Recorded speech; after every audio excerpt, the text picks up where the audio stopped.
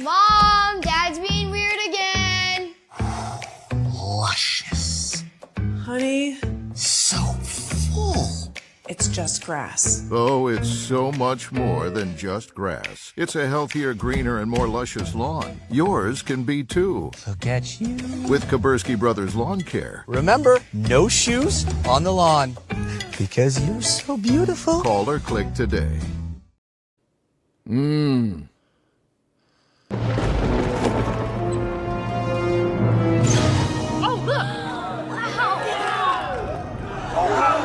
Derek, what's the guarantee? Derek? Mike, time to make history. Players in Circa Million make 5 picks against the spread each week with quarterly and full season payouts. Circa Survivor entries choose one team each week with no point spread. The last one standing wins it all. We have $21 million on the line. Are you in? Visit circasports.com for details. Attention all campers. Keith Murphy. What I do have are a very particular set of skills. Skills I've acquired over a very long career. Andy Fales. I'm telling you straight, it's my way or the highway. Powered by AD. Just a bit outside. Murph and Andy. Proudly presented by Ramsey Subaru, live and on demand across Iowa everywhere from the Channel Seed Studios. Murph and Andy, connected by cellular advantage. Welcome to the Friday party. It's Murph and Andy, and we're so glad you're with us. Another weekend is upon us. Feels weird being in our home studios. Yeah, it's been a while Wednesday. What? No, I mean on a Friday. I'm sorry, I should have completed the sentence. Being in our home studios on a Friday, which I have not done in months. We've either been on the patio tour or I was on out of town last Friday, so it's weird to hear that Friday music and be in the Friday mood and being at home. I miss the patio tour. I do too. That was something to look forward to. We have to find a way to do that in the winter. And it could be like a dive bar tour, or I don't know, it has to go inside. I know it can't be outside. But we'd have to bring some lights, I going. guess, and stuff. Yeah, we could figure it out. Yeah, we could do something Extended like weekend starting. Let's get a quickie poll from WCI Pools and Spas and Ames and Urbandale. Just take the 3-day temperature of our listeners, of our viewers. Which extended weekend day is best? Is it Friday today, Saturday, or Sunday? Yeah, Friday, not traditionally called part of the weekend. It's a weekday, but don't we all think of it as the weekend starts today? Oh, yeah. Absolutely. I think of it more as a part of the weekend than Sunday. Well, it is for us. We got to work on Sunday. Sunday doesn't count. I'm going Saturday on this. I do love Friday because it's the start and it's all ahead of you. This is a close call for me, but I'm going Saturday because it's generally the only day of the week I don't work and just all freed up for fun and family and friends. I'm going Saturday. I'm going to go Friday just because Friday night is the best. That's the best weekend night. That's the better weekend night. That's the party night. That's the night where you're just like, yes, done with the working week and you're ready to cut loose. I'm always in a great mood on Friday. You are. AD, what about you? Yeah, give me Saturday, the full day off. You know, you wake up Saturday morning and the whole day's ahead of you. You still have that night where you don't have to work the next morning, so you still get another night. You may be nursing something from Friday night. Yeah. You have all day to kind of deal with that. Saturday, close second is Friday, but Saturday for sure. The night before can really put its thumb on the Saturday scale. Yes, it can. What about hats today? Hats, are they mandatory, or are you're both wearing hats inside? What's going on? Andy, your mom is going to get in the messages and say, Andrew, take that hat off. Well, I'm not eating. So it's just eating? Yeah, she's kind of let the rest of it go. Yeah, I think there probably was at some point like a no hats indoors policy or whatever. But no, she'll be okay with that. I don't know. It's Friday. My hair is messed up. I was going to get my hair cut this morning. I didn't. So I didn't do anything with it. I got all sweaty at Farrell's and I just put it on. Same. I was gonna get my hair cut, but it's all kind of messed up. It's all tousled and it's sweaty. So I'll leave my hat on. Well, what do you do for haircuts? You just shave it in the shower? Yeah, when I trim my beard, I do my hair the same length. Oh. So about once every 5 days or so, I just do the whole thing in the shower with a beard. No, not just a beard. Oh, I was going to say, because if you go in the shower, you got to double check that razor. Yes. Let me make sure this is mine. Not doing that. Okay, very good. Guest House Tavern and Oyster in West Des Moines sets the table for sports and more, including Drink Wit Sober, Shane Gillis jokes, and What's Bugging You. It's brought to you by the Guest House Tavern, Northwoods inspired Midwestern hospitality, and now high or low since our last show. Presented by Wealth Charter Retirement Planning and Tax. Great time to put a little time into your retirement portfolio. Thoughts for retirement? We're well clear of tax season. It's not a busy time of the year. It's a good time to just be able to sit down and plan for your future a bit, and let the experts at Wealth Charter Retirement kind of help you out with that. You can give them a call, reach out to them via their website, wealthcharterretirement.com. I'm going high today. Big day out in my yard. The brothers Kaburski were there. There's our friend Alex Kaburski. He is what he did here was I've got a big yard, but I can't plant very much stuff in my yard because I have all this rock mulch everywhere. So we had to make a couple. The Kaburskis, they do a lot of lawn maintenance, that kind of stuff, but they also do landscaping. So what he did here was he took two problem areas of my lawn. This front corner that really just gets trampled on. Lewis digs in there, and it's just not. There's nothing going on there. It's crabgrass right now. He cut all of that out there, cut a nice edge, and then he planted all of these perennials there. And what's cool is they're very small right now. They just went in today, and there's a lot of space in between them. That they'll fill in this space. And what this will do is every year, starting in the spring, there will be a succession of blooms. These are all kind of different plants in here, and they bloom in succession. So starting in the early spring, one will bloom, and then the next set will bloom, and then it basically goes all until the end of summer. And on a perennial basis, am I right? Every single year it comes back. You don't have to do anything. You just cut it back, and it's really, really low maintenance. You just put a little fresh mulch in there. But anyway, the Kaburskis are good like that. And that's in the front lawn. And then we also did, this is another shot of the front lawns. Those are some echinaceas there, coneflowers. This is the back lawn here. So just a lot of grass and not a lot going on. And this is a problem area because there's this big spot that was in the middle here where someone had taken a tree down, but they didn't do it right. They didn't grind the stump out. So you could have made this into a baseball field, but this was another way to go. There's still enough room for plenty of baseball and all that kind of stuff. So this is basically going to be another beautiful flower garden with successive blooms. And this one's more tuned for the shade, doesn't get a lot of sunlight there. So it's going to look amazing when that all fills in. And they tuned up the other bed as well.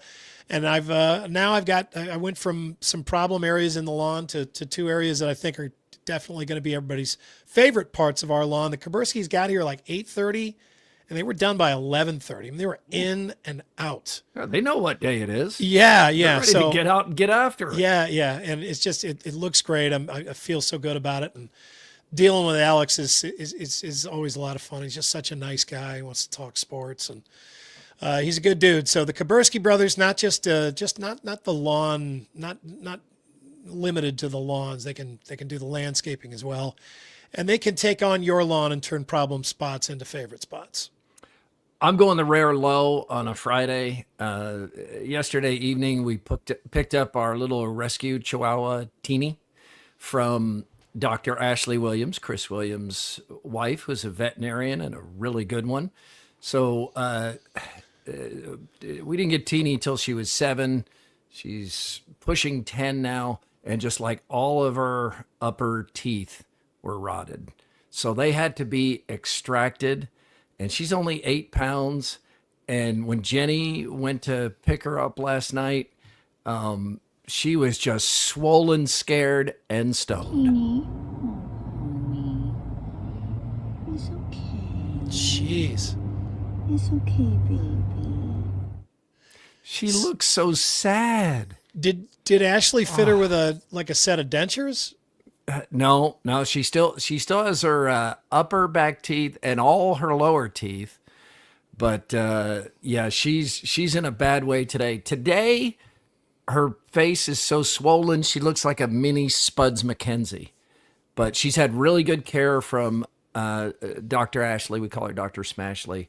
And Teeny's going to be okay. But, this is always the case with dogs. You can't tell them why they're being put through this. And, she just looks scared. And we felt so bad for her. But she's on some good drugs, too. Well, she's self-conscious. She doesn't have any teeth. You need to get her like some costume teeth or something, like some vampire fangs. And her tongue is falling out once in a while because she forgets the teeth aren't there to stop it,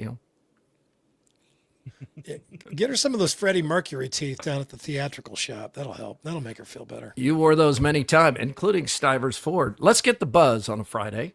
The Buzz. Brought to you by Logier Heating and Cooling. Right, nice weekend ahead. The slowest sports day of the year is in the rear view. 36 days from today, Kansas State and Iowa State will play in the College Football Classic. That does kick off the college football season in what is an important game for Iowa State's season. So that's 36 days away, actually less than that because of the time change. So we are starting to look ahead. And after what seemed like a month of SEC media days, I think it was actually only 4 days, but it's like it went on and on and on because no one takes itself more seriously than the SEC does. We understand why, but it did finally end. And Missouri's in the SEC as a reminder for all you old Big 8 fans from back in the day and Big 12. Eli Drinkwitz went drunkwitz with this take. We've decided to go into this expansion of playoffs, and we're trying to follow an NFL model. Well, the NFL takes 44% of their teams in order into the playoffs to increase the passion or keep the fan base engaged. If we're talking about 12, that's 9%. If we're talking about 14, that's 11%. If we're talking about 16, that's 12%. That's really not changing the math for the fan base. Now we're talking about an opportunity for 30 teams, 30 fan bases to be excited and engaged in giving revenue. Got 30 teams with players who have access to compete for a championship. And so for me, I think that makes a lot more sense. Who's ready for a 30-team playoff? Yeah, okay, Eli.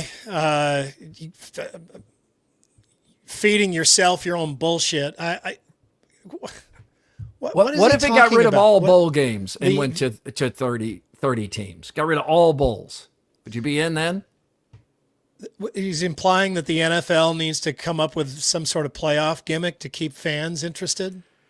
He's just saying the percentage of teams in the NFL. He's saying that the reason that they do that is to keep the fans engaged, and just like the NFL doesn't have to think about. They don't have to think about the fans at all. NFL is king. Yeah, not interested. Eli Drinkwitz is an interesting character. Like, he started the press conference with a joke about the Epstein files, and it landed with a thud because it wasn't set up well, and he's not a stand-up comic. And that's a tough joke to pull off for a professional, let alone an SEC football coach. But that's how he started his media conference available, and didn't win a lot of people over from there with this. Now, the SEC continues its gaslighting, which is constant talk, especially from Sankey here, the commissioner, about its superiority to everybody else and how it's in control and it's got the best teams and doesn't matter that it plays the shortest conference schedule. No one would trade any of schedule for an SEC schedule. And there is 25 years of truth to some of this, but it ignores the reality of the last 2 years where the Big Ten won the national championship. And in last year's playoffs, the SEC went 0-2 against the Big Ten, but they just keep gaslighting like the SEC continues to dominate the college football landscape. And at least in this small sample size of the NIL years, it hasn't. Well, they're in their own bubble. I mean, they're surrounded by echo. They're in an echo chamber, right? I mean, they only hear themselves. Yes. They think about themselves, and they're they wouldn't trade places with the Big Ten. I mean, they know they're still in a good spot. They would like to have won those championships, but they're still the SEC, and they're still kings, or at least one of them. Top to bottom, it's the best conference. It is, and they've got more than just, they've got a lot of things going for them. Other things, just the population trends in America and that kind of stuff. I mean, they have so much going for them, but it wouldn't kill them to acknowledge the rest of the world every now and then. Yeah. Think of the whole. Yeah. I mean, honestly, or just, just remind everybody that that the rest of the college football world is out there and has, its legitimate needs and concerns too. You don't only have to worry about your teams in the SEC. I mean, it's, if everybody else went away, the SEC could not exist in a vacuum. They do need the rest of college football to keep playing. Missouri's Zion Young is a defensive end, and he was asked why all the Tigers keep talking about the importance of being alpha males. Let's see, I'm gonna do an animal example. If you're on a tiger, would you want to date a cat? No.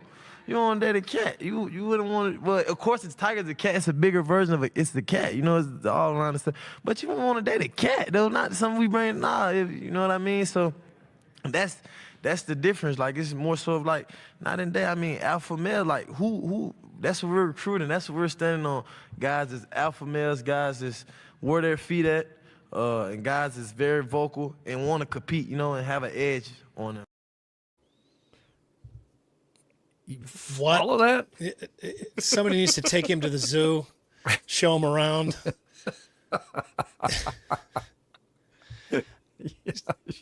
Alpha male is a dog thing for the most part. It's a wolf thing. I don't know. I followed some of it, but not all of it. Interact on YouTube, on Mixed X. metaphors. Yeah. Murph_Andy. Email is Murph_Andy@iowaeverywhere.com. It is all powered by the Cellular Advantage with 35 regional locations. Proud partner with U.S. Cellular since 1993. And now, here's what's bugging you, powered by Consumer Credit of Des Moines. Hi, I'm Tom Coates. If what's bugging you is your credit card debt, please call us at Consumer Credit of Des Moines. Since 1987, we've helped over 100,000 people, and we can help you. Yeah, my name's Murphy Keith down here in southeastern Iowa, just stone's throw north of the Missouri border. And my bugging me is that movie guy, he ain't never talked about the movie Joe Dirt. The movie Joe Dirt's cultural, iconic movie with everything it takes to make a great movie. You got a great storyline. You got cool cars like the Joe Dirt Daytona. You got cool guys like David Spade and Kid Rock in this. And then you got some hot chicks like Jamie Presley and Brittany Daniels. So I think it's time Joe Dirt gets its due respect on the Murph and Andy show.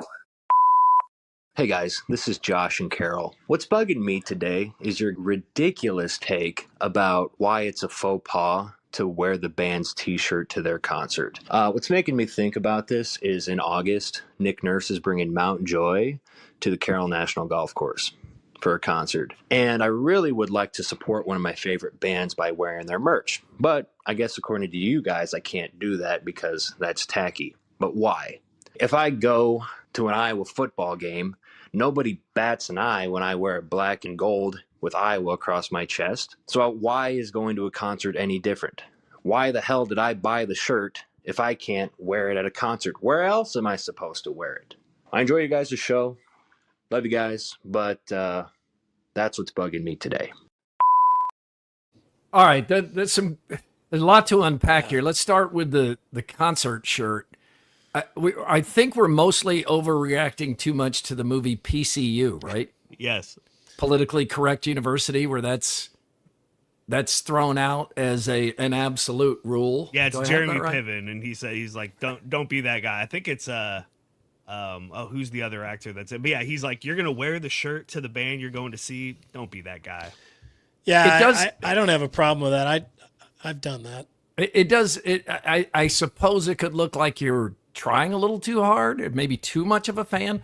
But he's right. You don't think about that when you go to a you're supporting game. supporting the band. I don't know Major why League Baseball I game. believe that, but I do. And I think you have to wear a shirt that's like adjacent to the band you're seeing, Yeah. or like maybe an influence.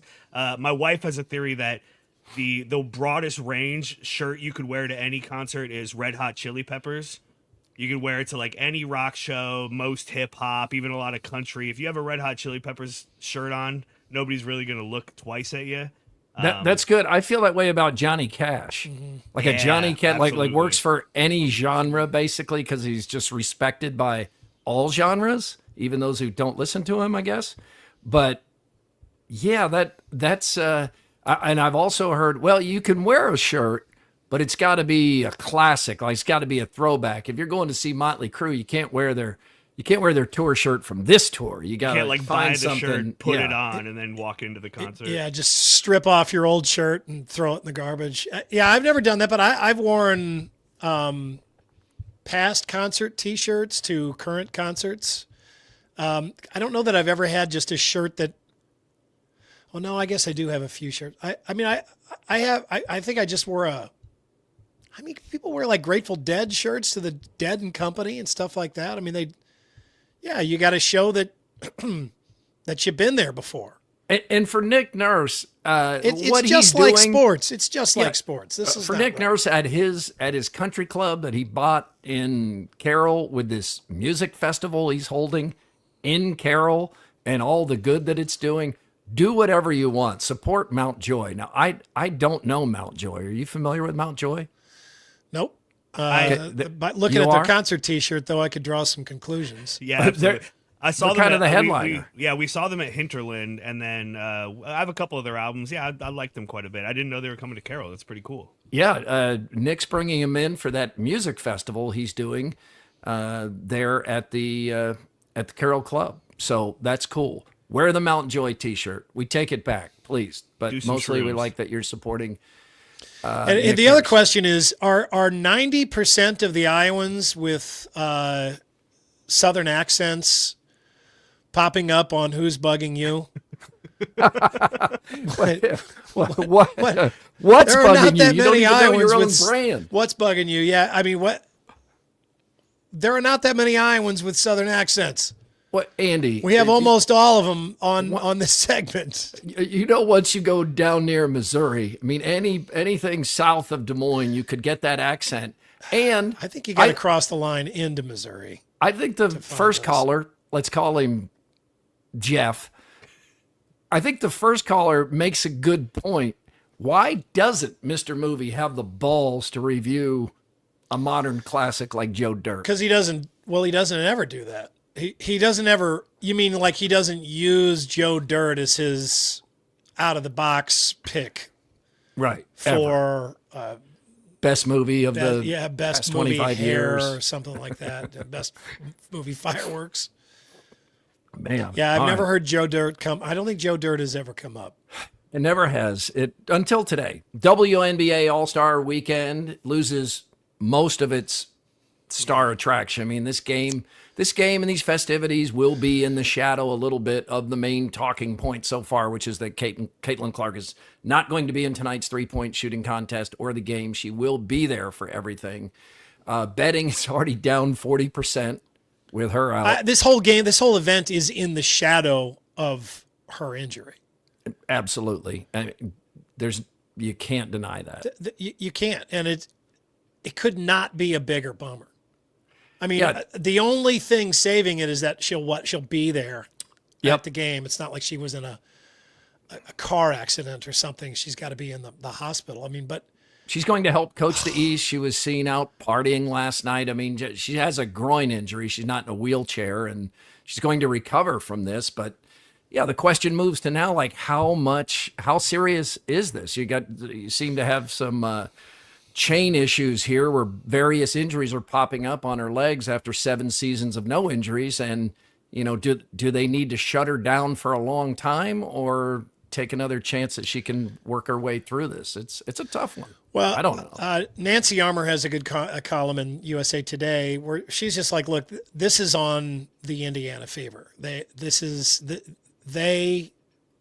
need to shut her down. They should have been looking out for her before this. They should have shut her down earlier. They are not taking care of their prized possession the way that they should be. How do they know that, though? They couldn't know. First of all, Steph White made it clear, the coach, that it is not the Fever that are making these decisions. It's Caitlin Clark and her team of she's health saying and that personnel. they're not protecting her from herself. She's super competitive. Mm-hmm. She absolutely wants to play. She absolutely feels the pressure from the league and the team and the All-Star game and everything else, and wants to play. And so she keeps talking them into letting her play, and they need to be the adults in the room and saying, all right, Caitlin, I know you want to play, but it looks to us right now, because this is the way it looks like your overcompensation for current injuries is leading to more injuries. It's like a string of injuries that very well, it's either a gigantic coincidence or it's truly what it looks like, and this is one injury leading to another. And until we shut you down completely and get you totally healthy, all these injuries worked out, you can't go back on the court, because we cannot have this, these lengths of time without you playing. And we can't, in good conscience, we can't say that we're taking care of our top commodity here, most important commodity, because we're not. We're letting you talk us into saying you're okay and you're playing, and we just, these doctors should know better, and this is a tough pill to swallow. In the Indiana Fever, she's absolutely their meal ticket. They like her, right? And they want to believe her. They want to make her happy. And we said Wednesday we would be shocked if she participated in the 3-point shooting contest or the All-Star game, and she's not, and that's the right move. They absolutely should shut her down for this. The question becomes, how long after that? And I think it is difficult for some of us to imagine, to what you were saying, the pressure that she feels, not just to play for her team, but like when she went into New York, they moved the game to the Barclays Center, primarily 99% of it because Caitlin Clark is on the Fever. They don't move the other games that the Liberty play to the Barclays Center. So they move it there. In Boston, they sell out TD Garden for a Sun home game, but they're there to see Caitlin Clark. So can you imagine, like, they're coming to see, Murph and Andy, and it's sold out and you can't do the show? I mean, you could, if you felt really sick, you would try to get out there and do it. You would feel obligated to, even if any reasonable person would understand that you can't play with an injury. I think somebody that is competitive and also somebody who cares about others, like Caitlin Clark clearly does, I think there's probably more pressure she puts on herself than we realize. Oh, there's an enormous amount of pressure. I mean, no one that competitive would not understand that. I mean, they're feeling that pressure is part of being a top tier athlete. I mean, they thrive on that pressure. They understand that it's there, and in many ways, they depend on that pressure and they count on it. But it looks like she is injuring herself again, or giving herself new injuries while making up for old injuries. And that's because she's not totally healthy when she goes back in the lineup. And, I mean, everybody that's played any sort of sport or done anything physical knows that there are times where you just have to work through the pain. I know. But so hard. It's not the problem. The problem is that, there's not an end, right? There's not a finish line. This is the middle of a season. You don't know exactly, first of all, you don't know when that pain is going to end. And second of all, your body, whether you want it to or not, is going to overcompensate to protect itself against that pain. So you're going to limp, you're going to favor one side, you're going to move your body differently. And in doing that, especially being a top tier athlete and moving at greater velocities and, hitting with more contact than everybody else does, you're setting your body up to be injured in other ways. So, I mean, she's stringing these things together, and Yeah, I agree. I mean, it looks to me like the Fever need to say, okay, we have just got to bite the bullet here and shut you down until you are totally, truly healthy. Because this is not like Tyrese Halliburton in the NBA Finals when there's just a few games left, or maybe only one game left. I mean, this is the middle of the season. A lot of season left. Yeah, we're at the All-Star break. Caitlin Clark did win the ESPY for WNBA Player of the Year. The ESPYs, as usual, were low rated, but as we also knew and anticipated, almost all of the buzz coming out of the ESPYs is from the host. And in this case, it's Shane Gillis and his monologue. Nearly every major headline had Gillis in it, not who won a particular ESPY award, which are made up for television and ESPN congratulating itself. So this is what people were kind of tuned into. It's what we said we would watch. I did end up watching it live. Andy, you and AD both said you would probably circle back after the fact. Is that what you did? Yeah, I mean, I've just kind of hit social media and seen all the different. I've seen a bunch of different clips on social media, but I didn't go back and like watch a recording of the start of the show. I think this was smart by ESPN. ESPN has definitely the last 4 or 5 years in particular gotten a reputation for taking itself too seriously and leaning way to the left. Shane Gillis is somebody that is known to be provocative with some of his comments and punch on both sides of the aisle at times. And I think it had the desired effect that ESPN wanted. Shane Gillis, that's a tough crowd. So it was interesting to me watching it live. I could tell someone is good and comfortable in his own skin as he is. He was still a little bit nervous out there. I mean, you look into that crowd and you see a lot of faces that aren't particularly welcoming. And celebrity crowds are notorious anyway for being tough to reach. People are there to find out if they're going to win an award. So they're not always, the Oscars are known for this, a lot of nervous people that aren't really listening as well as they should because they're thinking, am I going to win? Am I going to win? They're paying attention to other celebrities. Yeah. And there's all the other celebrities, and these are celebrities in the sports world. So it is a tough crowd. For the jokes that got the most attention, there are a lot of jokes. We'll go one at a time, audio courtesy of ESPN, and a couple of them hit our local person, West Des Moines, Caitlin Clark. So here's the first. When Caitlin Clark retires from the WNBA, she's going to work at a Waffle House so she can continue doing what she loves most, fist fighting black women.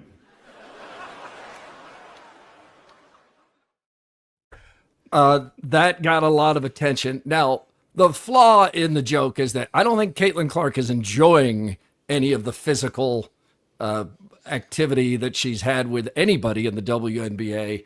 I don't think she's taking the job so she can go fist fight black women, but I get the larger point he was making, which is that people feel like the WNBA players largely have been way too rough with her. Yeah, but she's not fist fighting with them. I don't think this joke landed. It was off. It just didn't make enough sense to the general audience. The larger point is, I feel like black women have not been welcoming generally to Caitlin Clark, and they've been too physical. But to suggest that she's enjoyed fist fighting black women, that's not quite right. She's been knocked around by them, but yeah, she hasn't put up her dukes at all. This one didn't work for me. All right, Caitlin Clark is in another joke. I think this one does land. It's a big year for the WNBA. I love Caitlin Clark. Yeah, hell yeah. Caitlin Clark, she and I have a lot in common. We're both whites from the Midwest who have nailed a bunch of threes.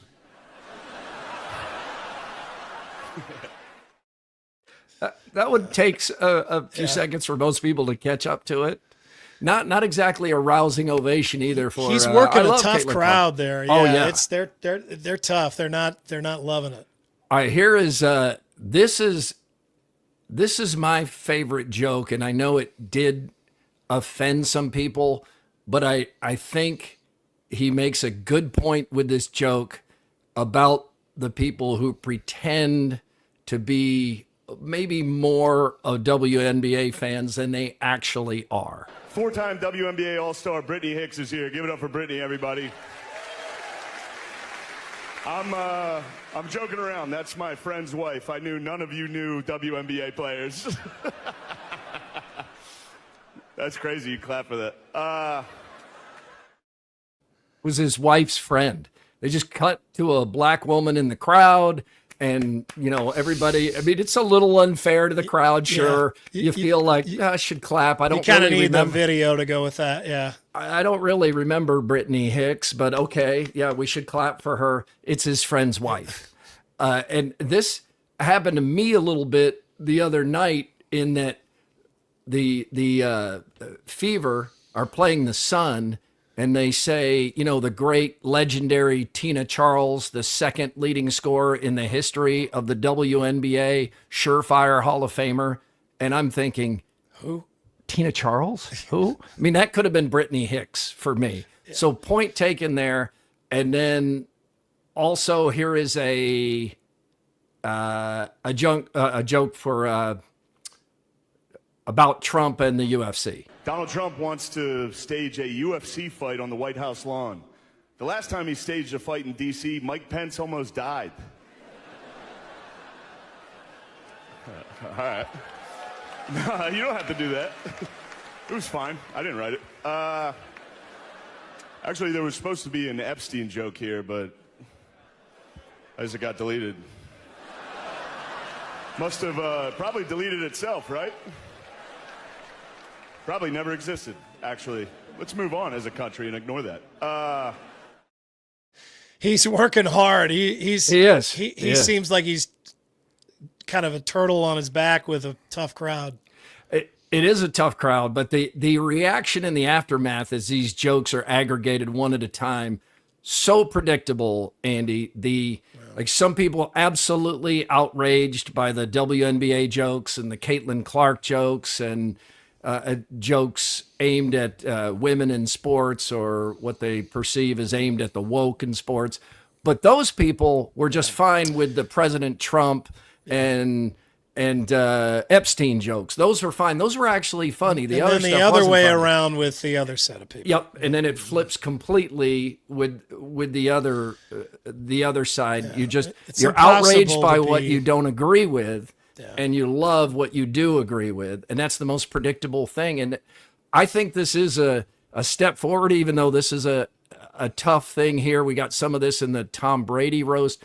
I mean, we're not that far removed from people being scared to tell jokes in this country in the past 4 or 5 years. Comedians, we talked about this many times on the radio show. We were talking about topics that many hosts were scared to talk about because they didn't want to be canceled.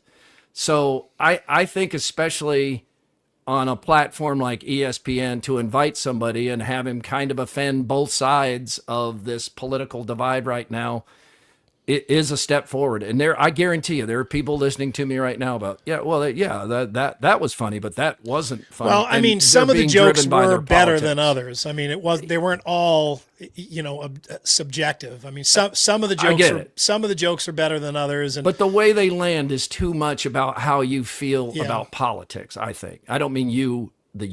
I just mean generally that's the reaction, or maybe that's the reaction online and I'm paying too much attention. Yeah, well, I mean, the online reactions, I just think it looked to me like he was struggling.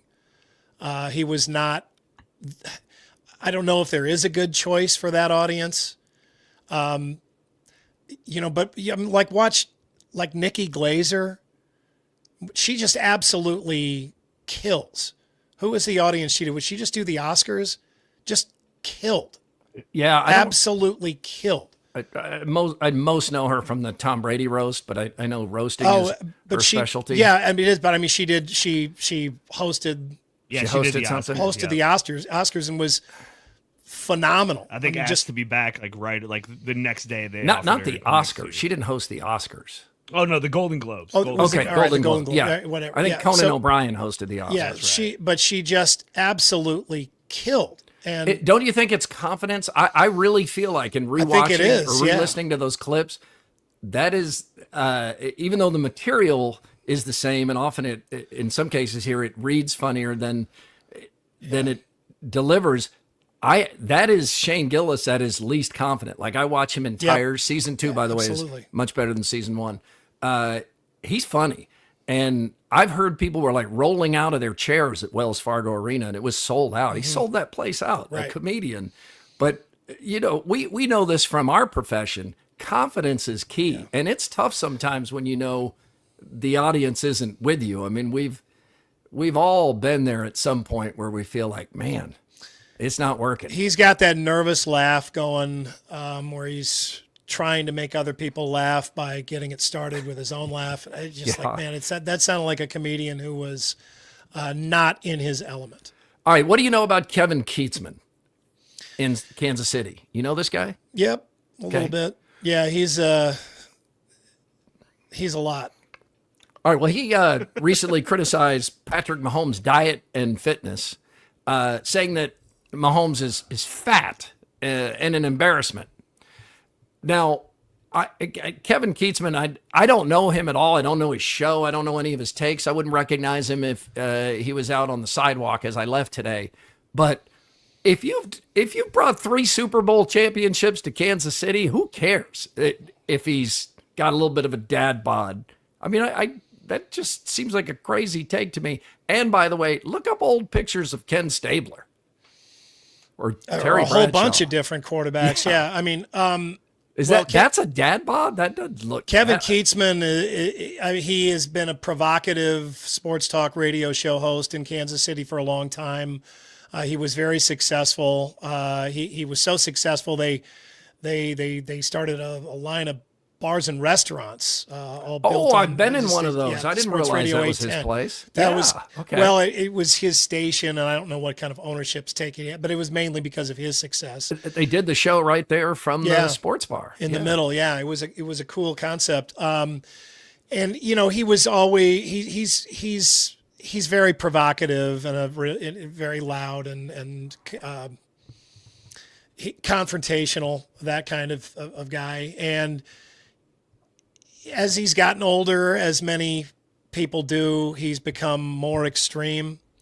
And at one point, he said something about Andy Reid's son's drug problem.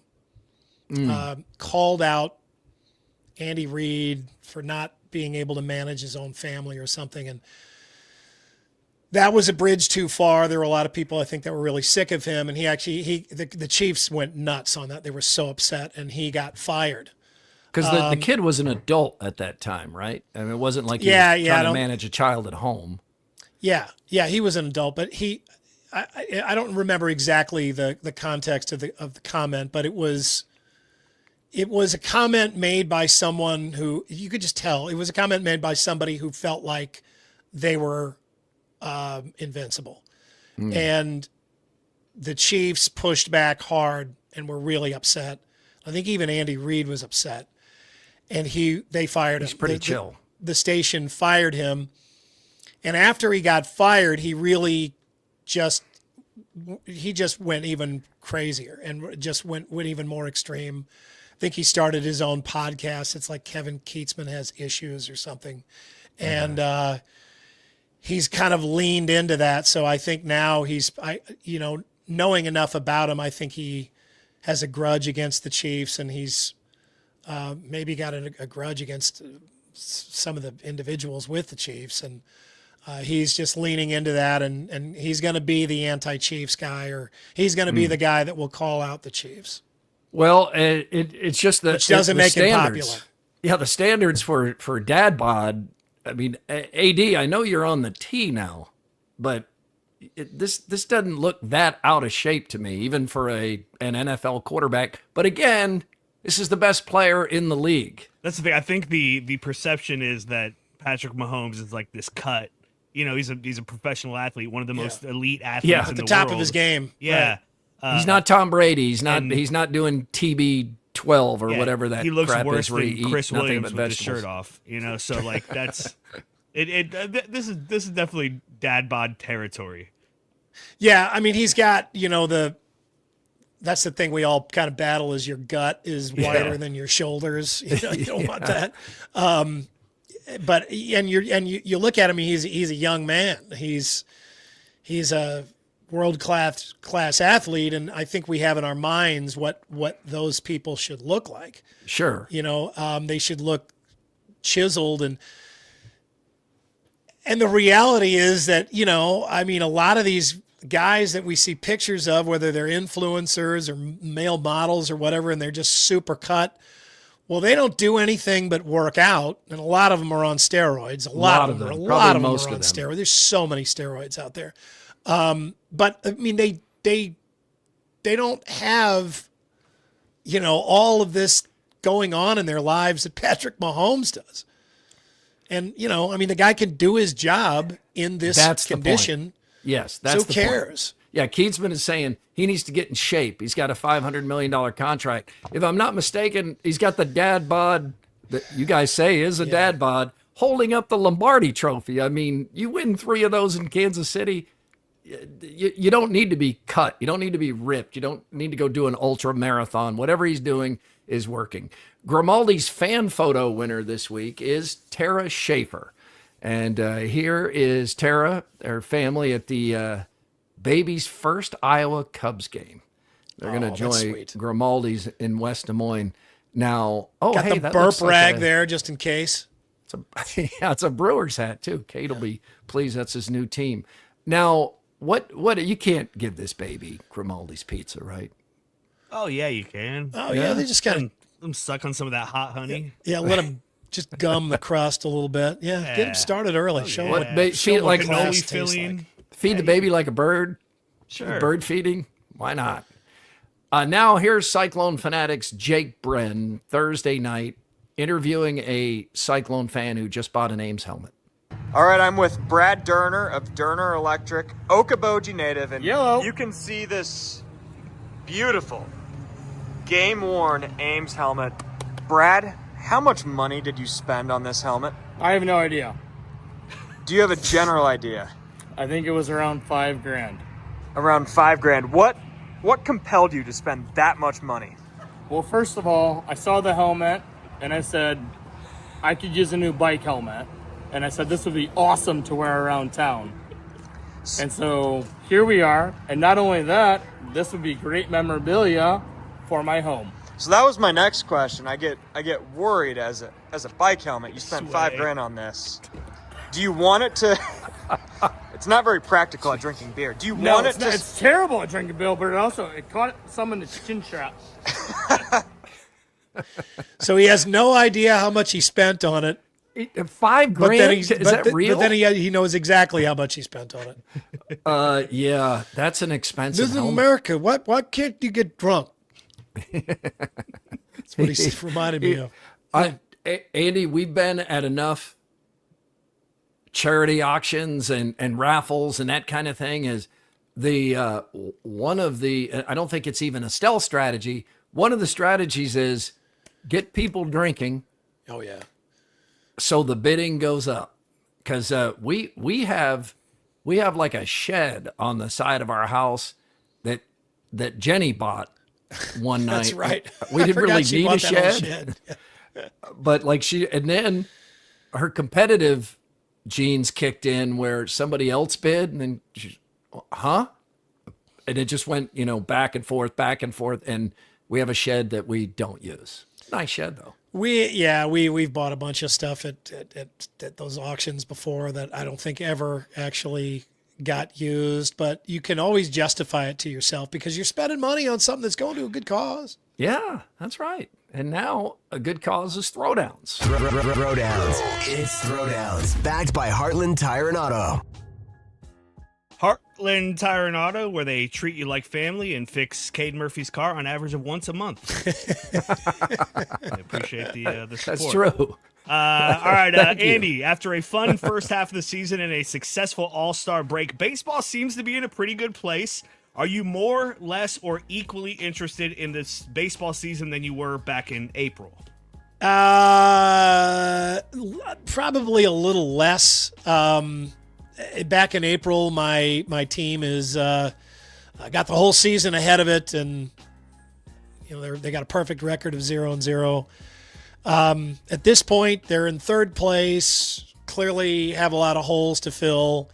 Maybe they can still make the playoffs, but maybe they'll just quickly take a downturn and never get it back. I know, they have some fatal flaws that I can just see from all the way up here in Iowa. It's all just going to depend on how they do here in the next month. If they come out of the All-Star game hot, move up in the standings, and I'm interested. If they start falling, I'm out. I'm more interested. I think baseball has fixed some of its pace problems. Hadn't fixed them all because it's still pitchers are throwing as hard as they can throw, batters are swinging as hard as they can swing, and there's still not enough action, but the pitch clock has undoubtedly made it better.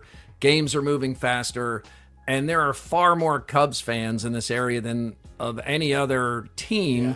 So them being good, is good for this area. It's good for if they get to the playoffs as they should, and that goes along. That's one more thing to talk about. It's one more thing to put on our WHO 13 Sportscast, talk about on Sound Off. That's all good. And then the final thing is just my son Cade decided to go all in on baseball. He picked a team, and he's like living and dying with the Brewers now, and it's kind of fun to see him do that because it's been a long time since I sat around and watched games on TV all the time when it comes to baseball, and that's what he's doing. Yeah, we've got an Iowa Everywhere baseball group chat for like the 5 of us who really care a lot, and we'll actually text back Andy. That's why you're not in it.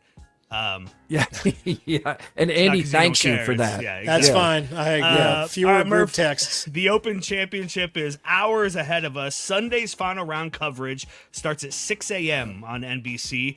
Will you get up early to watch? Will you just turn it on when you wake up? Will you just catch highlights later, or will you ignore the whole thing? I'll turn it on when I wake up. I've been doing that each day. I will do that again. I don't think I've made the effort to turn on the Open Championship early unless Tiger was playing or the year Zach Johnson had a chance to win and did win. Might have done it for John Daly, but I'd have to have a motive to say, all right, I'm gonna set the alarm to watch the Open Championship. Yeah, I would never do that. I will pop in on it tomorrow, and then I'll catch up with it on Sunday as I get rolling. But no, I probably won't seek it out. All right, Andy, check out this picture.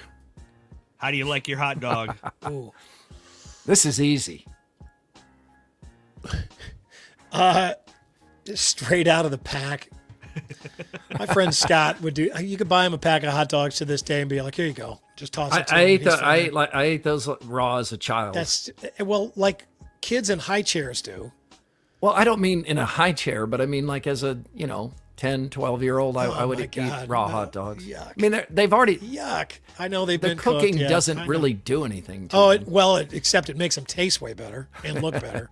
Come on, let me help you out here. This is number 3. This is number 3, right? 2 or 3. Yeah. Although I will eat 2, 3, or 4.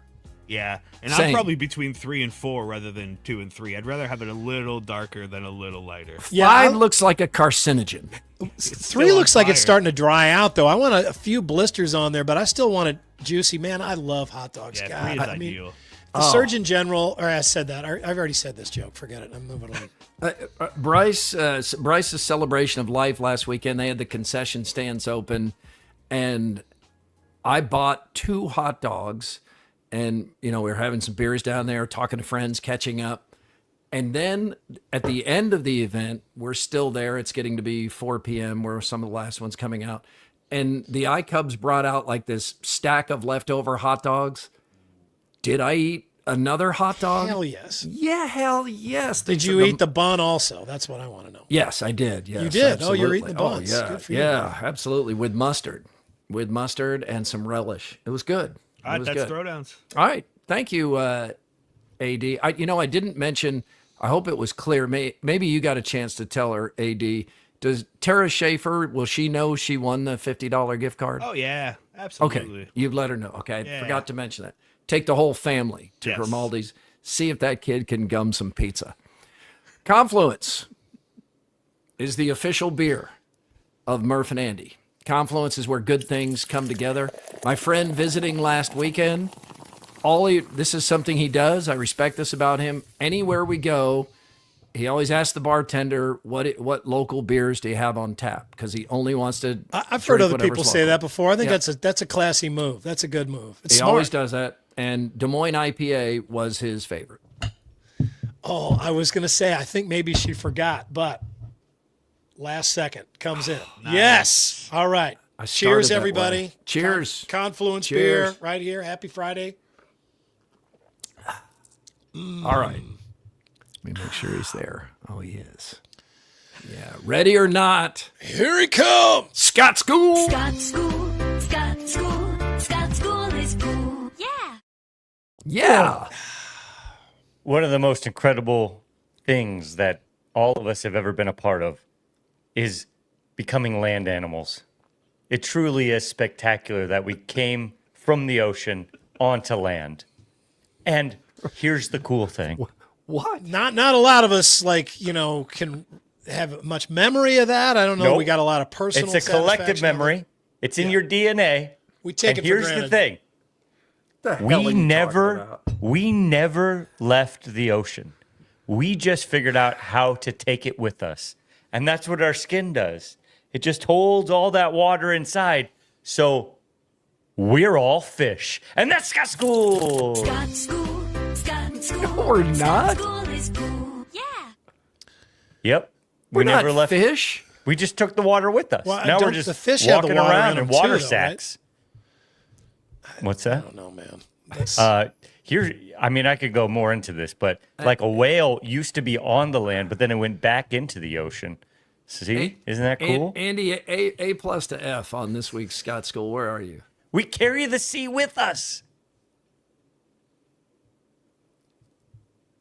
Like a D at the best. Yeah, I bet. I don't know. It's. I mean, that happened, kind of, but I carried this. I've never heard any scientists say that. Exactly. That's what Scott School is all about. It's about changing talk about the how we're language made up to and change what, your perspective. Yeah, like 90% water or whatever. Yeah. I don't think that's Just because I we didn't came learn from the ocean. anything. You're making my argument for me. Thank Alexa you, Andy. comes in with or Alex, could be Alex. It could be Alexa, I'm not sure. D minus. Oh, my God. And Z's? Oh, yeah, sleeping wasn't important. Porky the cat gave it a Z. Scott School reluctantly presented by Hoodoo, the Odd Job Marketplace. Don't hold just new against development. Hoodoo. We have We used to this have is a big fees on the platform. 5% on the lister side, 15% for the doer.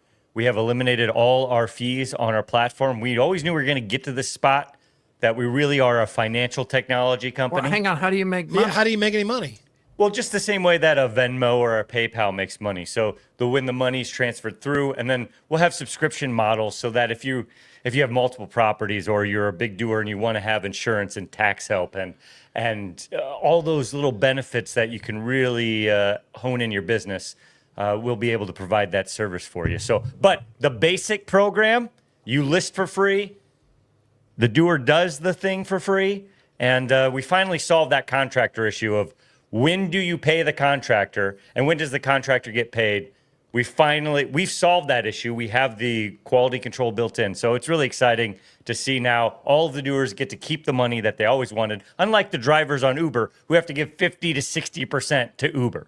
Well, congratulations on another big step. Most apps are done by this point. And you're I growing. appreciate everybody who's supported us on this channel and who's listened, because without all of the thousands of projects that have been on the platform to show that people trust our financial model, we want to be here. So thank you, everybody. And don't hold this week's Scott School against Hoodoo. We Those are carry two the different ocean things. with us. All right, stupid quickie poll, and I don't think this is stupid, Scott. What's the inspiration for this? Did you watch Indiana Jones or the Star Wars movies? I like to ask questions that have a clear, obvious answer, but there's so many stupid people out there that it becomes a discussion. Okay, and this is one of those. My choice would be clear if not for the last two Indiana Jones movies. Those were bad. Kingdom of the Crystal Skull. was so stupid at the end.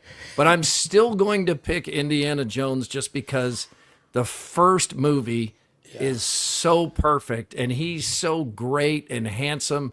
Actor meets perfect role. Loved all of that. And Andy, on What's Bugging Andy about a month ago, had one of the all-time homages to Indiana Jones with Indiana Bones and the Temple of Groom. That's the greatest name dog for a grooming place in dog Indiana. grooming place I've ever heard. Yeah. Man, this is really hard. I've heard this question posed before and heard it debated before. And I mean, Murph is right. I mean, you know, in Raiders of the Lost Ark, I mean, he's the main character. He's in the entire thing, and he you know, the whole movie rides on his back. Whereas Han Solo is just a contributing character in the Star Wars movies, but he is so important to that series, and I mean the good part of the series, the first three movies, and the one that he came back in, he was okay, and that movie is not that great. He's so stinking good in Empire Strikes Back. Well, in all of the first three movies, he's so good. I mean, really, can you imagine those movies without him? He's cool. He's a great actor. He plays that part perfectly. It's a tiny little bit tongue in cheek, but also just cool confidence. Han Solo is one of the greatest movie characters of all time. Absolutely. Unfortunately, so is Indiana Jones, but I mean, that's the only thing that makes it tough is that I love those movies. Those are great. They were so important. And he was the most important character in those movies. It could have been Han Solo. It could have. There was an opportunity for it. And don't get cocky, kid. George Lucas ruined it because of his stupid editing. My brother and I had it. He killed Greedo. He shot Greedo. Speaking of Star Wars, my brother and I, this is what happens when you have a lot of time to kill on trains and ferries and stuff in Europe. My brother and I had an in-depth discussion about how badly Chewbacca likely destroyed the Millennium Falcon bathroom. I mean, it's an old ship. Yep. That bathroom is real rickety. The ventilation, I'm sure, sucks. You know, Chewbacca, I think he's just a carnivore. It's pure meat and husk. Yeah. How does he wipe his butt? Like, that's definitely like he's got a peanut butter really and a shag hairy carpet. butt, really hairy butt. He's a big guy, gets in there, he doesn't fit in the bathroom that well. And he just peeled the wallpaper off the inside of that. He stopped clocks in that bathroom with the stink. I mean, what is that's potentially the worst bathroom ever. Chewbacca's hygiene really isn't touched enough in the 9 Yeah, that Star guy Wars movies. That guy needs some dude wipes. I don't that think it's had gonna one help. bathroom, and they're flying like all over the place, and Chewbacca's going in there, and Han Solo's just like, Chewie, you take the Glade in there with you, or you don't use it. He's like, you light a match, light the entire book. I mean, jeez. The Millennium Falcon has a bidet. That's a wise The move. Millennium Falcon's bathroom was ruined by Chewbacca. And many Chewbacca's times. going to need the bidet hyperspace. He's They jettison that Chewbacca shit out into the galaxy. All right, I've already voted for Indiana Jones, but as these roles are going through my mind, there is not a better line delivery than the end of The Empire Strikes Back when Princess Leia just gives it the "I love you." I know. I mean, it's just so great. And the newer Star Wars movies just flail around trying to find another character like that, and there isn't one. And the harder they try, the more clear it is that Han Solo was unreplaceable. Shooting the guy with the gun in Indiana Jones or in Raiders of the Lost Ark. He's got the sword. He's That's just the most and obvious. I think that came out of cool- a delay in shooting, right? They just didn't have enough time to do this big sword fight, so then they just shot the guy. It's just common sense, right? I mean, it's common sense. But to Scott's point, like directors, don't go back and change your work of art, even if your values have evolved over time. Make another movie. Like when Spielberg went back and put the FBI and the police, whoever was searching for E.T., and he changed their guns to walkie-talkies. It was just stupid. I don't remember that. And it didn't. Yeah, he put out a new version because he came to the point of view that they shouldn't be holding guns, but they're They weren't gonna chasing shoot an them. extraterrestrial. I mean, they would have guns. Yes. Don't change that to walkie-talkies. And now, to Spielberg's credit, he has flipped back to the original where he's pulled that and he said that was a mistake. I shouldn't have done that.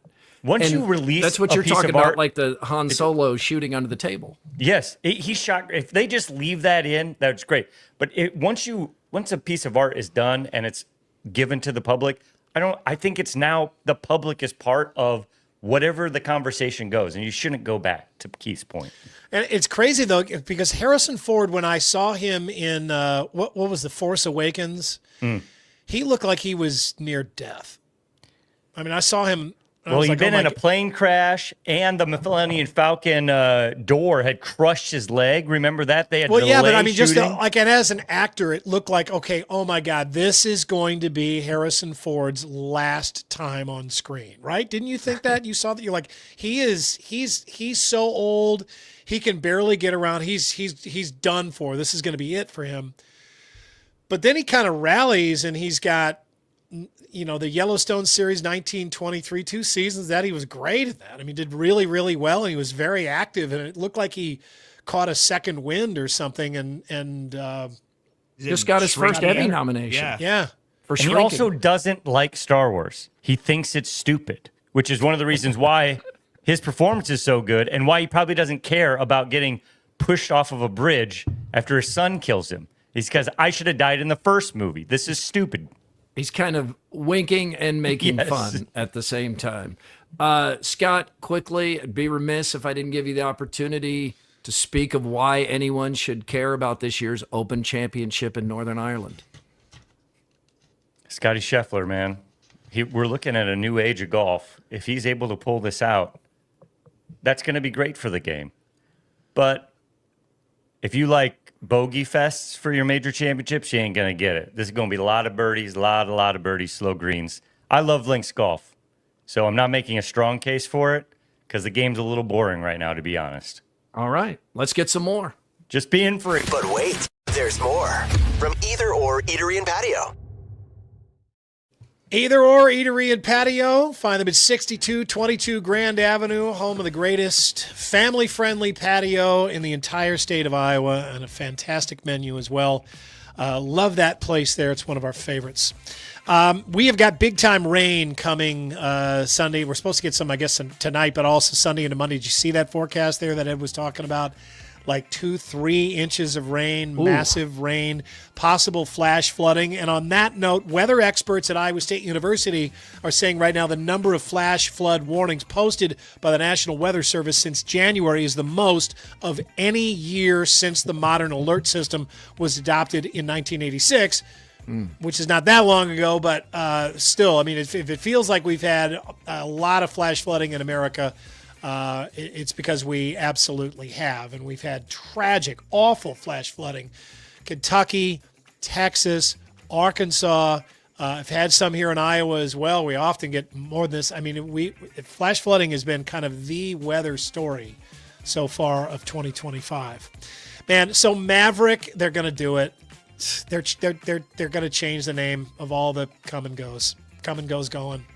This is so dumb. Why do this? Maverick, you can have Maverick everywhere else. Keep it come and go in Iowa. Come on, man. This is just a stupid move. Our friends from out of town last weekend, when we drove by a come and go, they could not believe it. People stop and take pictures of the sign. They buy T-shirts out of that place. Nobody's doing that with Maverick. Plus, it you looks already own misspelled. them. It looks misspelled. Yeah, it's misspelled. Yeah, they already own them. You're not competing with them anymore. Use the name. The work's already done. I don't get it when businesses do this. Well, there's probably I think the personal alignment and ethic, maybe a moral aspect to this. I believe that the people who own Maverick are from Utah. Yeah, right. maybe a little more conservative, and a sexual reference. Well, then they wouldn't even understand that reference, right? They should pretend like they don't even know. They got an excuse, right? It should be called soak and go. I don't know what cum means. Yeah. But they also they also they also have to mass produce, don't they? I mean, they don't want to make 2 sets of cups or 2 sets of particular chips. I mean, they want it all to have one brand on it, and it's not going to come and go in Utah or soak and go. Really poor multi-billion-dollar company that couldn't afford to do 2 labels. What are you talking about? It costs more if you. Is make this the 2 end? labels. Is this the end of Maverick? And is anybody going to stop there over a Casey's or a Quick Stop or a whatever the other ones are called? Quick Trip. You know damn well how The choice- invaluable an unforgettable brand is. I mean, The choice is Maverick or Get and Go. I'm going Maverick. Maverick or come and go. It's come and go. No, I know, but if the Quick choice is Trip. Maverick or Get and Go. Oh, get and go. Yeah. You don't want to be get and go. Yeah, getting robbed. Oh man, those places. I'm sure you saw this story last night, Murph, and we talked about it yesterday. But you guys may be new to this. Oktoberfest has to move to Ankeny. It is moving to Ankeny for the next 5 years. Andrew, Keith, I know you both have you. Marty, it's come and go, not jerk and squirt. Jeez, distracted me. What was I talking about? Oktoberfest. That's right. Yeah. Scotty, you've been to Oktoberfest. Oh, many times. I've gotten second in the Stein holding competition 4 times. You've done that. That's right. Second 4 times, never broke through for a Buffalo win. Bill style. They're moving it to Ankeny, to the district at Prairie Trail. Just a great setup for a festival. Just people don't want it to leave Des Moines. No, they don't. It's a 20-minute drive at least. Yeah. There's not a good way to. I mean, when it was at Waterworks Park, you could drive down and Uber home and come back. I mean, I came back and got my car the next day a couple times. You could do that downtown too. I'm not going to leave my car in Ankeny. No, and the district is a cool place, but it is hard to get to from Des Moines. You either have to kind of weave your way up second, kind of Johnston, and up second, or like go all the way to 35 and then backtrack. If you're going to drink those German beers, you need a designated driver, or you need to Uber both ways. Yeah, it's a 2-way Uber ticket for us. I don't think there's any way around it. So there's more to the story. When it first came out, it just was sort of treated like it was just an announcement. They were just moving. That was it. And then social media reaction was really negative. People really upset. It just took a dump on the whole thing. They called it a money grab. Looking more into the story, knowing, the main organizers of the event, what happened was the new executive director of the Waterworks Park Foundation, Chris Birch, he's new on the job, and his job is to fill up the calendar for the Lauridsen Amphitheater every year and book it solid with guests. And he booked a concert for that Sunday, which, looked open, right? I mean, it's Sunday. It's not, and Oktoberfest is Friday and Saturday. But that would mean that Oktoberfest, after it finishes late Saturday night, around midnight Saturday night, has to immediately tear everything down and get it done by 6 a.m. on Sunday morning so that the concert setup crew can come in and get what they need done before the concert on Sunday.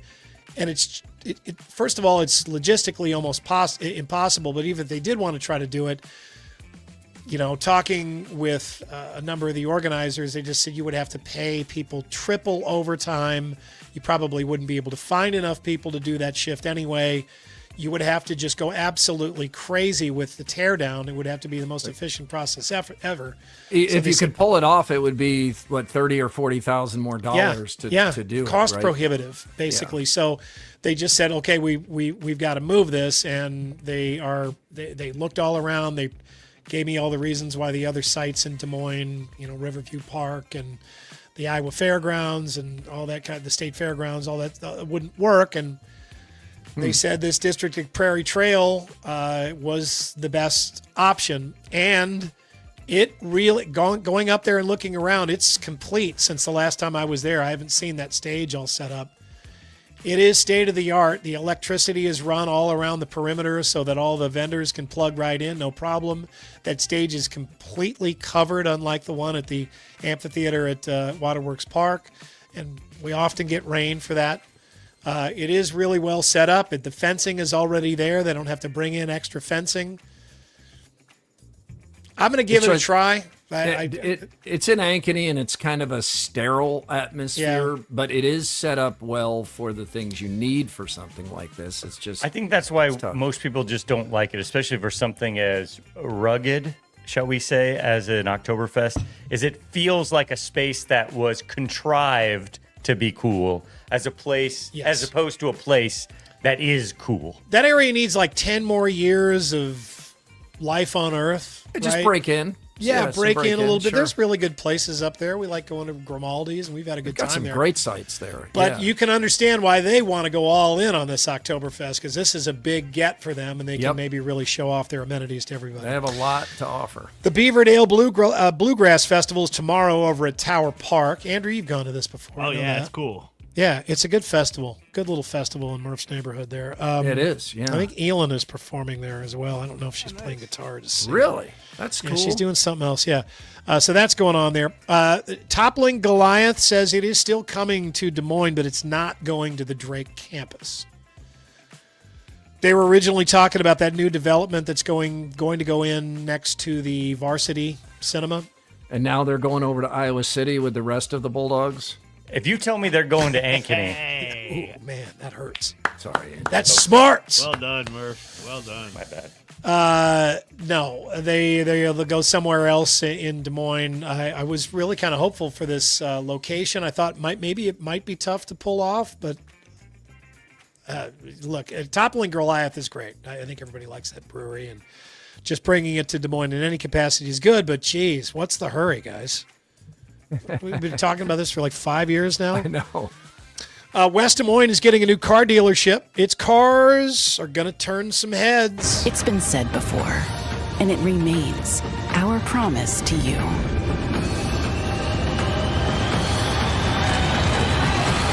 Porsche, there is no substitute. There you go. Wow. Dua Lipa's coming? A Porsche dealership. Coming to West Des Moines. Okay. Remember that line from Risky Business when he used that? Didn't he say that when he was spinning around with Curtis Armstrong? And oh, yeah, Booger. Yeah, there is no substitute. What's he say at one point about he's with his drug dealing? He's got a I've got a trigonometry final in the morning, and right now I'm being chased by Guido, the killer pimp. That's it. Good memory. From more contributor Susie Kopp, we bring you this. Kudos to StubHub for winning the ad game. StubHub, we have Coldplay tickets for you and your favorite coworker. Oh, man. Jeez. Man, that went viral. That thing just went nuts. That's like one of the most viral things I've ever seen. Everybody in my life has seen are it. incredible. The memes they're already Hawkeye football and other memes. It's nuts. Like I asked Jenny yesterday and she'd seen it and she said, "No, I don't know what you're talking about." And then like a few hours later, she's like, "I can't get away from it." It was everywhere. Names and instantly. If those people just stay there and just kind of wave, nobody thinks anything of it. There may be a handful of people in the crowd who are like, "Did I recognize?" But was that my boss? Because of their reaction, it's like the most viral thing. It was such an honest reaction too. Like that was fight or flight, evolution at its finest. Like they were not thinking. It was just like, I gotta hide. Oh shit! Busted. And I waited a little while in this world we live in. I was thinking, are we going to hear that this is a Coldplay stunt? Because there have been Yeah, teams, it's AI, NBA teams, Major League Baseball teams, they've done kiss cam stunts for the reaction that it gets from the crowd, like denials and stuff like that. But I haven't seen anything to suggest that this is not real. No, the guy put out a statement. A real statement. I saw what did the guy say? I saw one of the statements that turned out to be fake, and it was like a couple of paragraphs, and then he's finally like, yes, it's true, have been caught. I do like Coldplay. Yeah, I saw that one too, but I think I saw what is a real statement. I guess I haven't confirmed it, but it seems genuine, and it's very apologetic and da-da-da. And then the bad part, though, is at the end, he's like, I do think we have an issue in this country where you can take a private moment and make it public and shame people, and like, so he does try to at the end kind of twist it like, hey, this isn't our fault, it's your fault. And it's like, hey, bud, just sit down and shut up. They're looking for people who look in love with the camera. That's not the fault of I the think concert. that the guy's got a bit of a point there. Not maybe not in this example, but yeah, I mean, the things that can go completely public now just because somebody recorded it with one of the bazillion cameras that are out there, that is alarming. I mean, we all have to just kind of face the fact that that's not going anywhere and manage ourselves accordingly. But yeah, I mean, you can go completely public in a matter of seconds now. In any kind of capacity. It may, when you're trying to be private, not when you're at a concert with thousands of other people. Isn't she the head of HR or something? Yeah, at the company. I mean, you just can't write this stuff. They wrote it on The Office, I think. It's jeez. Or just, It I don't did know. really look like they liked each hopefully, other. Yeah, maybe their spouses just come out and have their back and be like, "Look, we are sick of them, and so we were really glad that we didn't have to. Neither one of us like Coldplay, so we're glad that they found somebody to go with." She's divorced. Oh, okay. Well, she's in the clear. Yeah, and he's soon to be. Yeah. Oh, man. Here we go. This is from the files of Some Headlines Don't Need Stories. We bring you this. Man arrested on felony charges for stealing sex toys from Spencer's. Which, I mean, if you're stealing anything from Spencer's, it's probably going to be some kind of sex toy. But you remember when Spencer's was like the dirtiest place on earth? Oh, yeah. Me and my high school friends would go in there and just giggle at stuff like a candle with a nipple for a wick. Like a dick warmer was just the stuff that they had. It was like before social media. You go in there and see things you didn't even know existed. Yeah, but it was when you were a little kid, going into Spencer's in the mall was like, you were committing a crime just being in there. I mean, it was around. Like walking through the beads at the VHS like, I'm not store. supposed to be here. Jesus tells me this is not okay. I think down in Missouri, they even had some stupid law where you had to be 18 to go in Spencer's. I mean, like they were, there was a prostitution ring in there or something. Which just makes it way cooler. Yeah, and Missouri is always really tough with ethics. Morals. Yeah, right. Well, yeah, they try to be. We had the blue laws when I was growing up where it was literally against the law for any business to be open, any retail business to be open on Sunday. You couldn't do anything on Sunday. You couldn't get groceries on Sunday. So in St. Louis, everybody just went over to Illinois and gave them their business. And then pretty soon those blue laws came down because money got in the way. Money. But as the old saying goes, love can make you do funny things. So after proposing over a Walmart PA system, 25-year-old William Cornelius and his fiancee headed to a nearby Spencer's at the Bay City Mall. Cops say he stole about $81 worth of adult toys, like a vibrator, edible thong, and a BJ Blast candy bar. That sounds like a terrible candy bar. It sounds like a firework. Yeah. Claiming they were for his fiancee because they're always for somebody else. And this isn't for me. Yeah. No, I don't watch these things. I don't watch these movies. Yeah. She reportedly stole jewelry from Walmart. BJ Blast. It's not a candy bar. It's Pop Rocks. I got it. Yeah. All it. makes perfect sense. Okay. Andrew, that's why he's the Pop best. Rocks. That's why he's the best. It's so good of Andrew to study. Wait. up on this stuff. What? BJ Blast better as a candy bar or Pop Rocks? See, I was thinking it was going to be a candy bar shaped like Yeah. You know. Me too. Like a vanilla filling. I don't. How did you skip right past the proposal? Can I have everybody's attention, please? Attention, Walmart shoppers. Attention, Walmart shoppers. We've got a proposal in aisle 5. I have loved this woman for a long time. It just hit me as I was coming out of women's pharmaceuticals that I want to spend the rest of my life with this girl. Does anybody know if the greeter is also an officiant? Grab me some of those silk flowers out of home furnishings, please. So anyway, he's in trouble. He was already on probation for a previous hate crime. Oh, jeez. Oh man, yeah, Guy she had a hates past Target. theft charge. Yeah, she landed. Sounds like she landed a real winner. Let's finish up with a round of Who's the Asshole. You asshole. You're an asshole. Stop breaking the law, asshole! Back off, asshole! This machine just called me an asshole. I knew it. I'm surrounded by assholes. Keep firing, assholes! I'm an American. You're a sick asshole. All right, 2 quick ones from the plane. Let's just hit these things and get out. These are 2 different ones? Yeah, they're not long stories, just questions. All right, who's the asshole? Okay. The adult who fully reclines the seat or the adult behind him who asks them not to do it. Ooh. I think at this point it's the recliner. You know you're inconveniencing whoever it is behind you. You're not. That's an adult behind you, not a kid. It reclines this much. You're not getting anything out of it, really. You're kind of just doing it to be an asshole. Yeah, I gotta go with Downs on this one. I think this is on the planes. If you can't do it, no, that's not an option, Murph. You got to pick one or the other. No, what the airlines is what I meant to say. But no. If I'm picking, of course it's on the plane. It's definitely on the airline. Yeah, absolutely. But out of these choices, and we don't know the nuances here. Like, I think it might be within reason to politely say to somebody, "I know you have the right to recline, but it's really making me uncomfortable, and is there any way you can move your seat up?" So I think you could do that, but the person does have the right to recline. The airlines say that you can recline, so I don't do it, but unless I have like a small child behind me or an empty seat, but you're allowed to do it.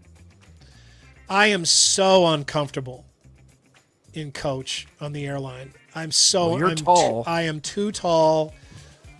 I'm so uncomfortable. It truly does help me to recline the seat, but I still don't do it all the way. I recline just a little bit. I love it when there's a little kid behind me and I can recline fully. But just looking around, I mean, we were a tough group. I mean, my brother is as tall as I am, and then his 2 sons are there and they're tall too, and they've got like these strangers just like friggin' lying in their laps. It looked like they may as well be a dentist and go ahead and clean these guys' teeth. I mean, it's just like, it is so bad. It's so tight.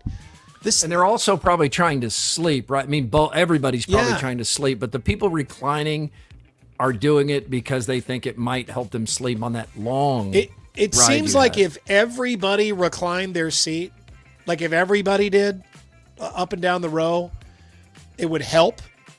You know, because you would all kind of be farther back and maybe have a little bit more room for your knees. But the problem is people don't. It'd be great if you could recline before the person behind you even gets to their seat, because then they enter that situation. It's like, okay, I have this much space. It's, even though it's an inch, when somebody backs into you, it's, whoa, like you feel like they've just taken something away from you. Okay, one other situation.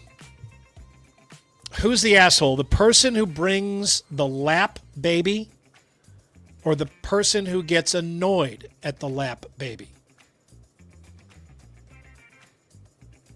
I think it's more the person who gets annoyed. I mean, the baby is is not somebody the parent can even reset their behavior. I'm assuming you don't mean a toddler. You mean like a true baby. Yeah. And I've been that person with the baby that's crying because his ears hurt.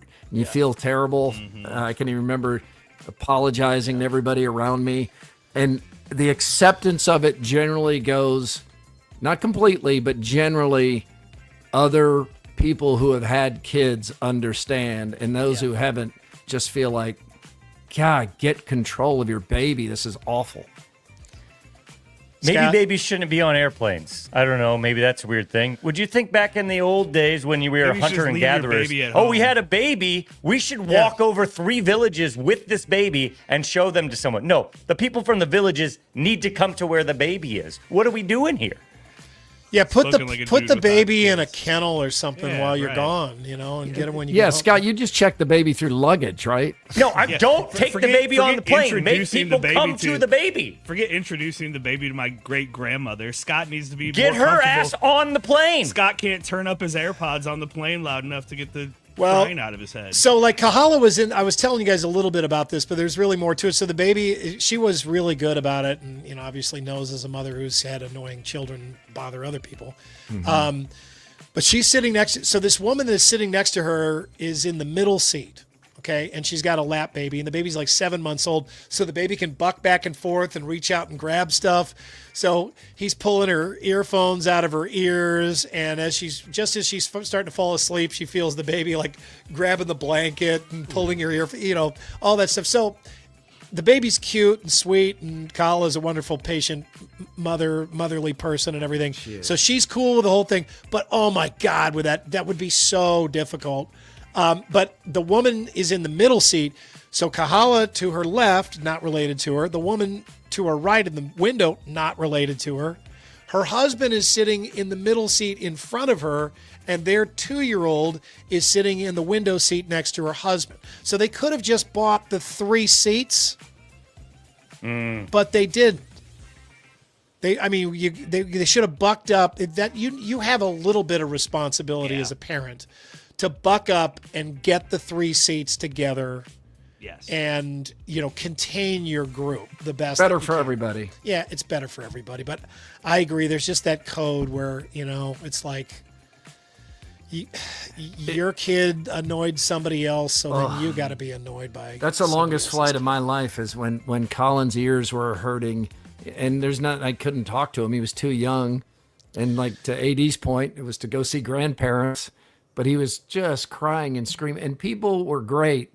But I do remember at the end, as we were leaving, standing up and thanking everybody and apologizing. And people were so nice about it. But you can get, that just happened to be a very understanding group. You can get somebody that is not there for it, and they can make you feel bad really fast. Well, it's a totally selfish move, right? It's absolutely selfish. There's no reason to take a baby on a plane unless there's a selfish reason behind it. So people get pissed at you for it. Babies Unless the don't reason remember. is transporting the baby from one place to another. The baby wasn't really going to see my grandparents or his grandparents. right. Yeah, it was you're for right. his grandparents to see him, Scott. Exactly. Get the grandparents on a plane where they can act like adults on a plane made for adults. Fly them to the baby. Why are we taking the baby places? Yeah. That's not what a baby should do. Kahala The telling baby me is the queen, the king. in the comments section here, context matters. A wiggly baby on an 8-hour flight is different than a lap baby for a couple of hours. Everything is different in 8 hours if it gets annoying. It's hard, but even with that context, she was still really good about it. But you did want to just pull the woman aside and just be like, all right, you realize that you did not do what you needed to do. See, I think most people agree with me deep down. They're just not willing to say it because they have kids. I think you and may have a can't bit of do a it. point there. We took a 15-hour flight to Japan, and right in front of us, and we eventually just went public with it, we had a guy who would not stop farting. And I don't mean for like 30 minutes.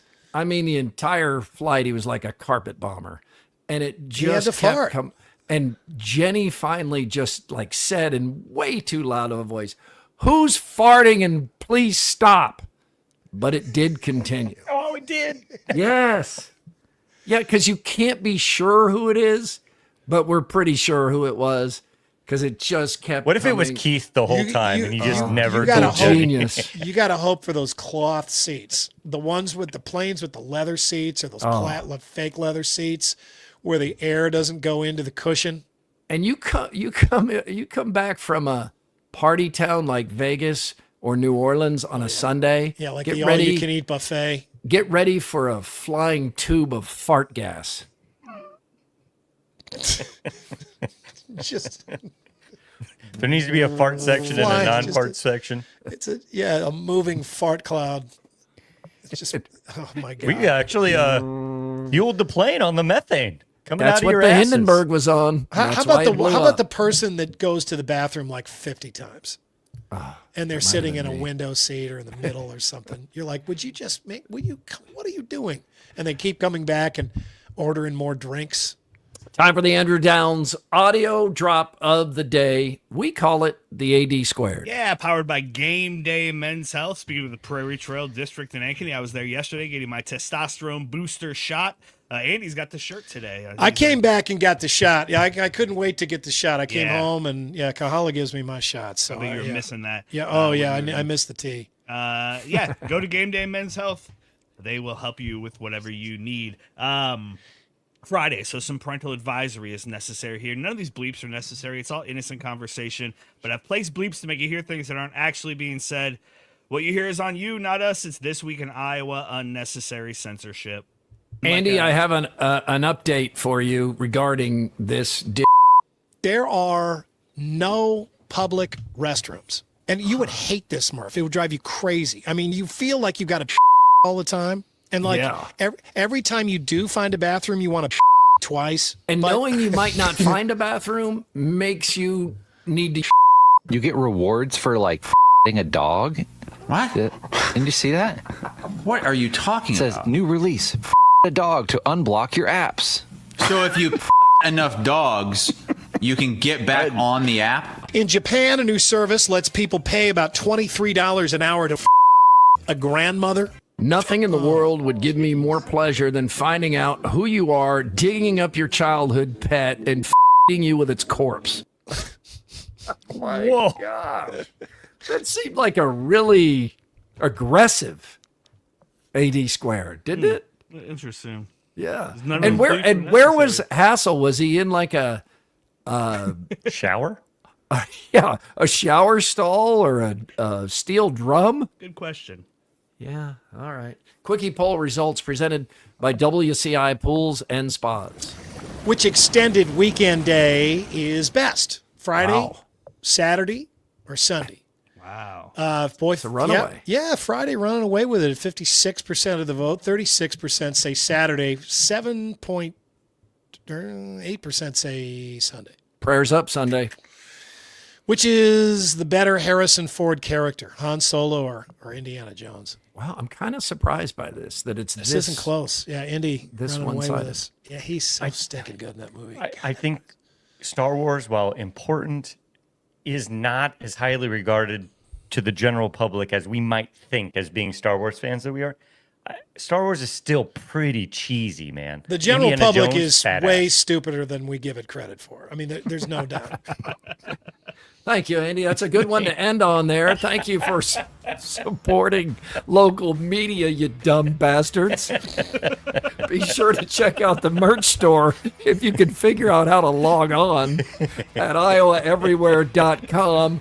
That's spelled I-O-W-A. Don't like Star Wars. I'm surprised you liked us enough to watch this whole episode. If you get a chance and you can figure it out, please like, review, and subscribe. If you can't figure it out, ask somebody who looks smarter than you. We're back Monday. We hope if you figure out what day of the week it is, you could join us Monday too. Murph and Andy was brought to you by Ramsey Subaru on Hickman Road in Urbandale.